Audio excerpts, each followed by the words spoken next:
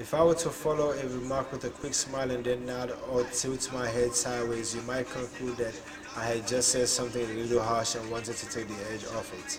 You wouldn't need to hear anything I was saying in order to reach these conclusions.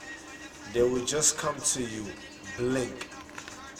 If you were to approach a 1-year-old child who sits playing on the floor and do something a little bit puzzling, such as cupping your hand over hers, the child will immediately look up into your eyes.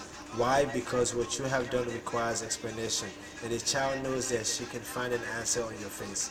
This practice of inferring the motivations and intentions of others is called is classic thin slicing. It is picking up on subtle, fleeting cues in order to read someone's mind. And there is almost no other impulse so basic and so automatic at which most of the time and we so effortlessly excel.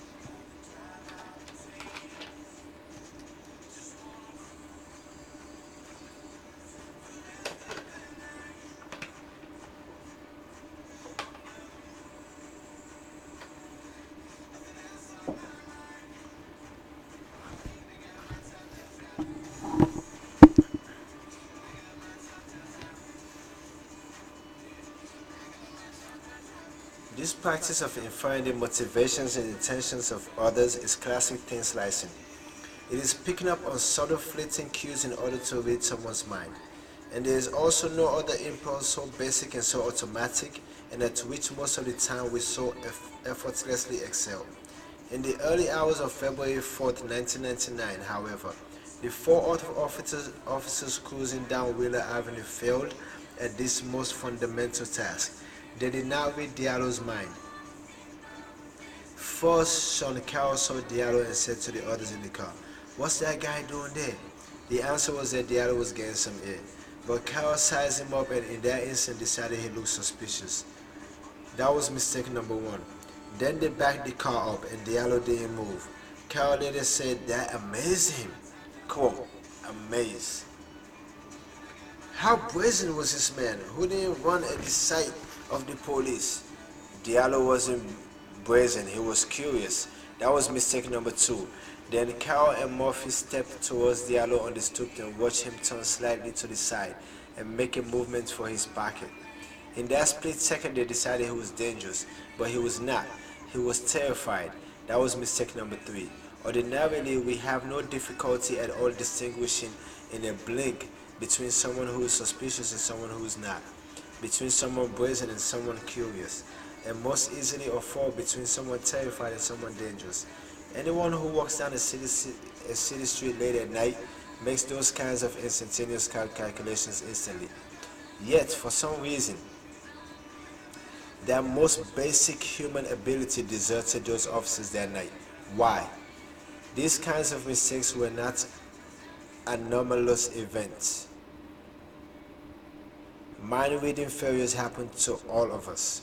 They lie at the roots of countless arguments, disagreements, misunderstandings, and hurt feelings. And yet, because these failures are so instantaneous and so mysterious, we don't really know how to understand them.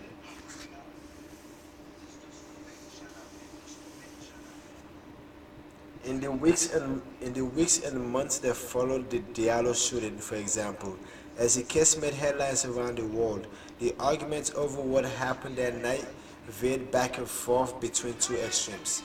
There were those who said that it was just a horrible accident, an inevitable byproduct of the fact that police officers sometimes have to make life or death decisions in conditions of uncertainty. That's what the jury in the Diallo trial concluded, and Boss, Carroll, McMillan, and Murphy were all acquitted of murder charges. On the other side were those who saw what happened as an open and shut case of racism. There were protests and demonstrations throughout the city. Diallo was held up as a martyr. Wheeler Avenue was renamed Amadou Diallo Place. Bruce Springsteen wrote and and performed a song in his honor called 41 Shots with the chorus. You can get killed just for living in your American skin. Neither of these. That was an awesome ass line, yo. What's up, Bruce? He said you can get killed just for living in your American skin. Hey, I referenced Childish Gambino's This America earlier.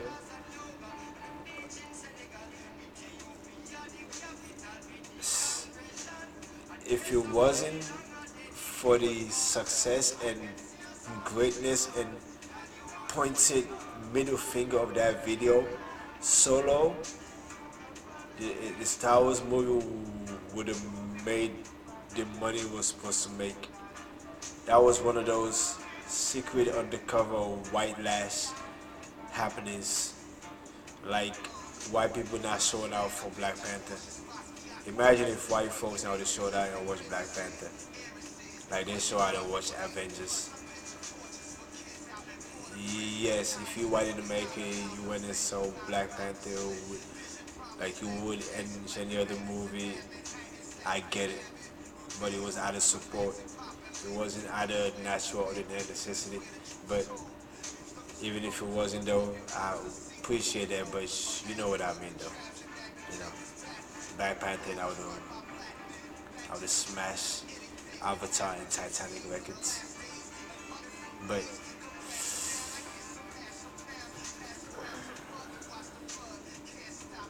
you know, you can get killed just for living in your American skin. Neither of these explanations, however, is particularly satisfying. There was no evidence that the four officers in the Diallo case were bad people or racist or out to get Diallo. On the other hand, it seems wrong to call the shooting a simple accident, since this wasn't exactly exemplary police work. The officers made a series of critical misjudgments, beginning with the assumption that the man getting a breath of fresh air outside his own home was a potential criminal. The Diallo shooting, in other words, falls into a kind of gray area, the middle ground between deliberate and accidental. Minor reading failures are sometimes like that. They aren't always as obvious and spectacular as other breakdowns in rapid cognition. They are subtle and complex and surprisingly common. And what happened on Wheeler Avenue is a powerful example of how mind reading works and how it sometimes goes terribly awry. Point 2. The theory of mind reading. Much of our understanding of mind reading comes from two remarkable scientists, a teacher and his pupils, Sylvan Tompkins and Paul Ekman. Tompkins was a teacher. He was born in Philadelphia at the turn of the last century, the son of a dentist from Russia. He was short and thick around the middle with a wild mane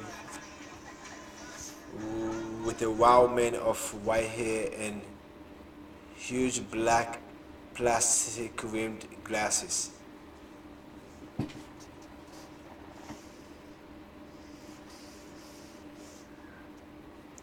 He taught psychology at Princeton and Rutgers and was the author of Affect, Imagery, and Consciousness, a four-volume work so dense that its readers were evenly divided between those who understood it and thought it was brilliant and those who did not understand it and thought it was brilliant.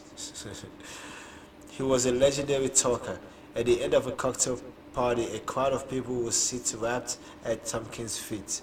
Someone would say one more question, and everyone would stay for another hour and a half as Tompkins held forth on, say, comic books, a television sitcom, the biology of emotion, his problem with Kant, and his enthusiasm for the latest fad diet, all unfolded into one extended riff. During the Depression, in the midst of his doctoral studies at Harvard, he worked as a handicapper for a horse racing syndicate and was so successful.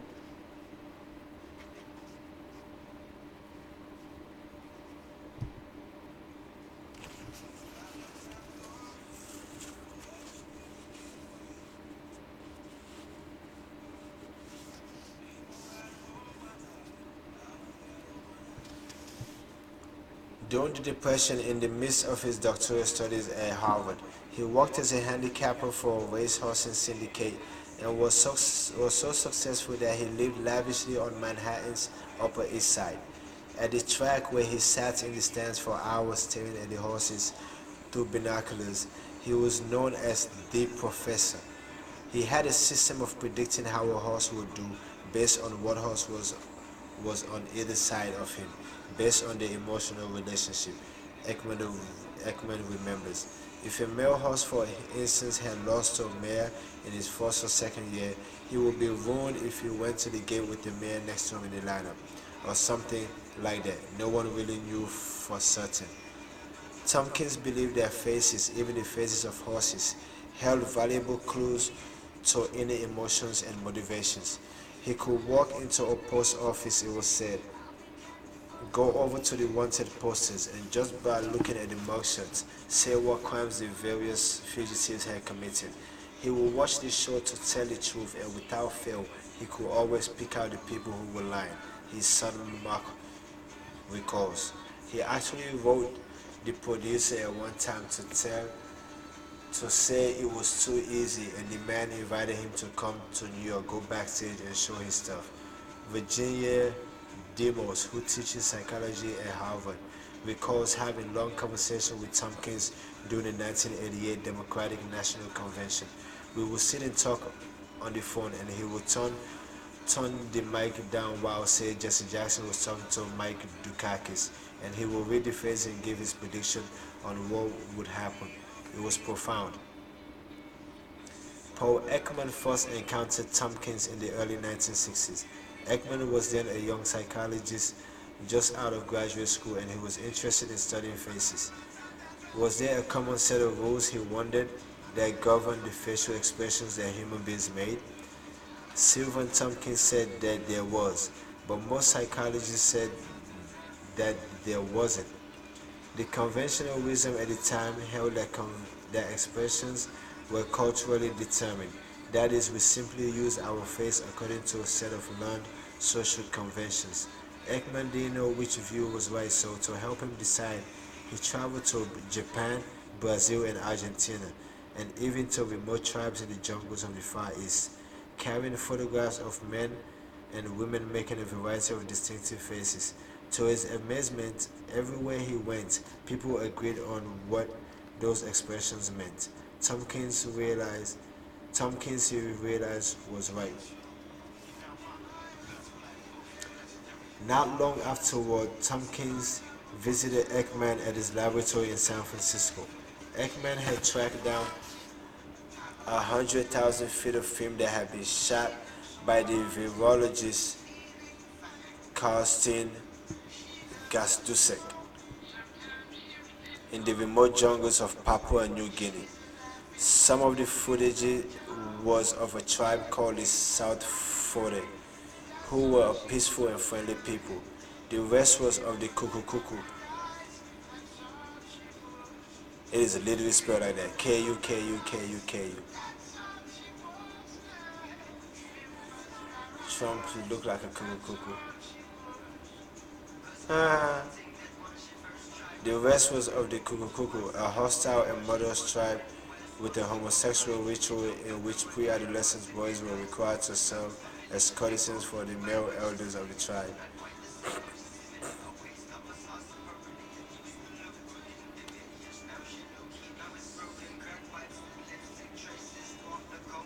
Nah, I'm gonna leave it alone. Let them come after me.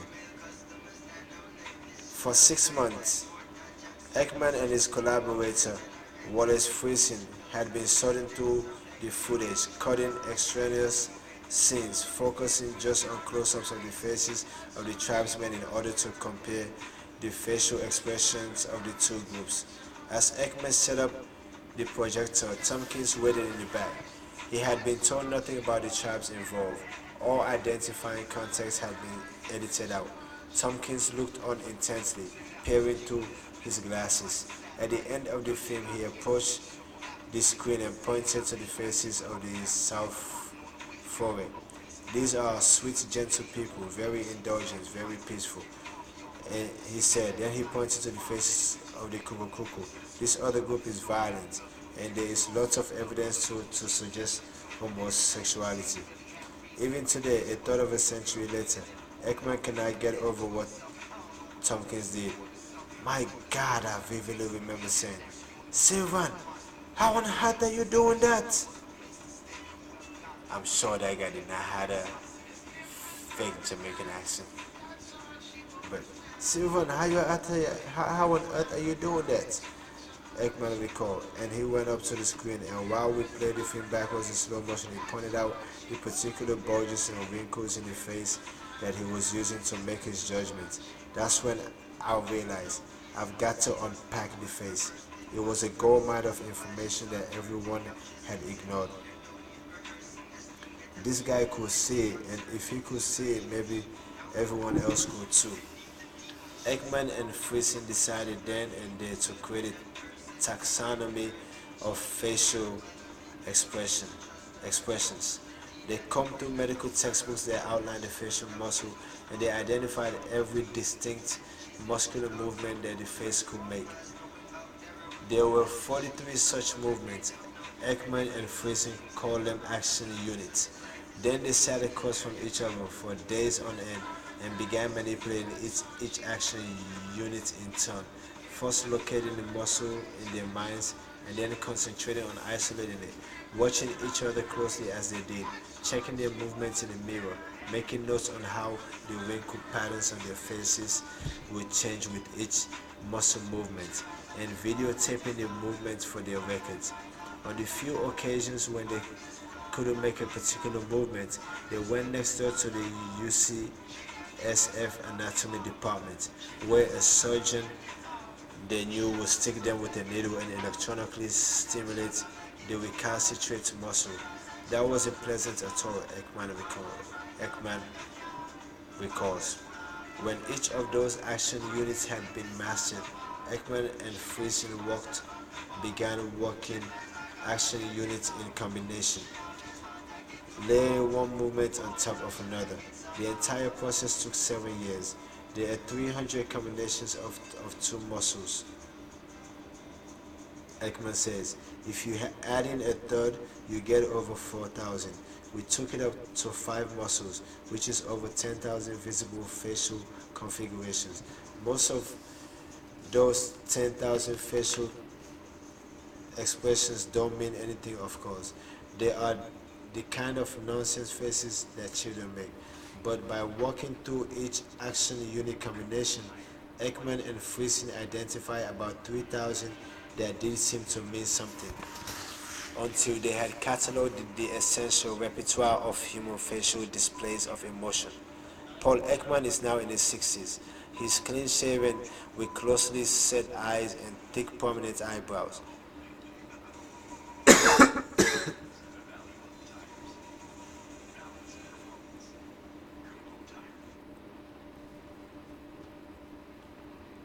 And although he is of medium build, he seems much larger. There is something stubborn and substantial in his demeanor.